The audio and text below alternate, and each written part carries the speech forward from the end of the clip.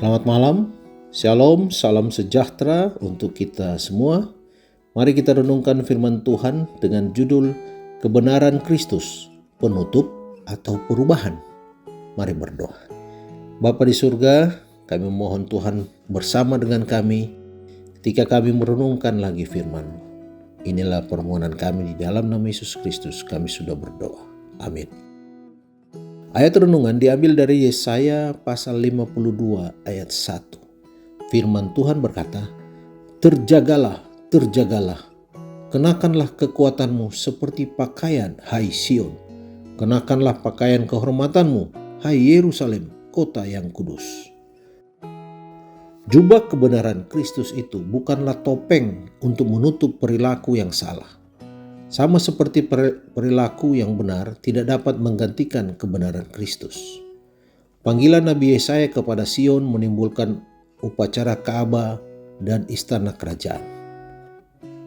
Pada hari-hari raya dan hari-hari suci kota itu penuh keramaian dengan arak-arakan para suku Lewi, para penyanyi, keluarga kerajaan, para imam dan terutama imam besar.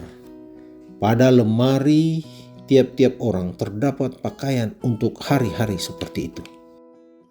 Pada suatu kali, dalam suatu kunjungan ke perkampungan India, saya memperhatikan anggota-anggota berdatangan ke sekolah sahabat. Satu keluarga tinggal di rumah yang terbuat dari tanah dan berlantai tanah.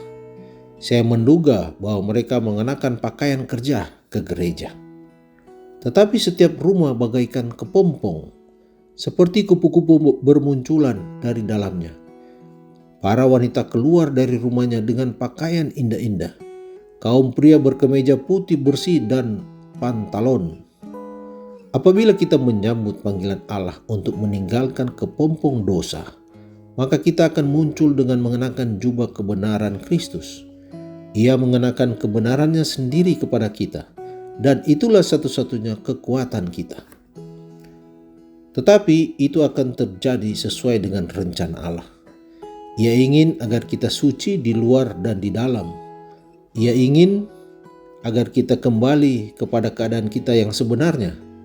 Hidup kita haruslah senada dengan pakaian kebenaran yang diberikannya kepada kita. Di balik pakaian kita telah terjadi perubahan. Tidak seorang Kristen pun yang mengenakan jubah kebenaran itu akan menentang kehendak Allah.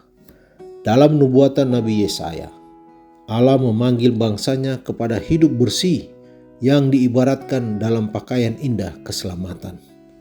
Saudaraku, kita akan selalu memerlukan jubah kebenaran itu. Hidup kita tidak akan dapat serasi dengan jubah tersebut kecuali ada perubahan di dalam hati. Jubah kebenaran itu bukanlah sekedar penutup kesalahan kita, penutup hidup kita yang najis, melainkan hidup yang seirama dengan kehendak Allah. Dalam kehidupan inilah kita harus mengenakan pakaian kebenaran Kristus. Inilah satu-satunya kesempatan kita untuk membentuk tabiat buat rumah yang telah disediakan Kristus bagi orang yang mentaati hukum-hukumnya. Dikutip dari buku Perumpamaan Tuhan Yesus halaman 232. Mari berdoa.